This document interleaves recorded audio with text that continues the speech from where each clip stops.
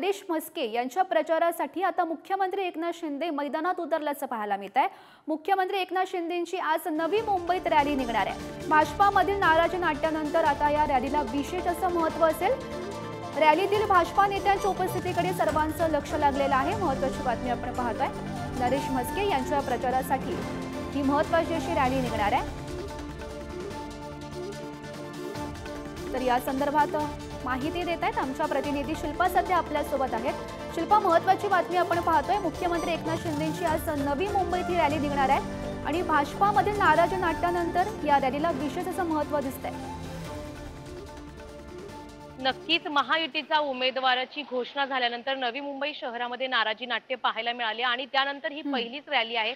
नरेश म्हस्के यांच्या प्रचारार्थ मुख्यमंत्री एकनाथ शिंदे यांच्या उपस्थितीमध्ये ही भव्य रॅली बेलापूर मतदारसंघामध्ये काढण्यात येणार आहे। विशेष म्हणजे या रॅलीमध्ये नक्की कोण उपस्थित राहतं हे पाहणं महत्त्वाचं ठरणार आहे, कारण नाराजी नाट्य झालं आणि विशेष म्हणजे काल जी महायुतीचा मेळावा झाला त्या मेळाव्यामध्ये गणेश नाईकांची आणि त्यांच्या कार्यकर्त्यांची अनुपस्थिती पाहायला मिळाली।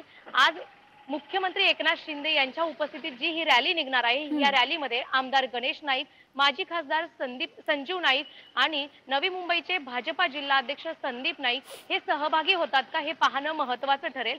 तसेच बेलापूर मतदारसंघाच्या आमदार मंदा म्हात्रे हे त्यांच्या कार्यकर्त्यांसह जास्तीत जास्त संख्येने सहभागी होऊन या रॅलीमध्ये सहभागी होऊन प्रचार करणार आहेत आणि मुख्यमंत्री एकनाथ शिंदे यांचे स्वागत देखील करणार आहेत।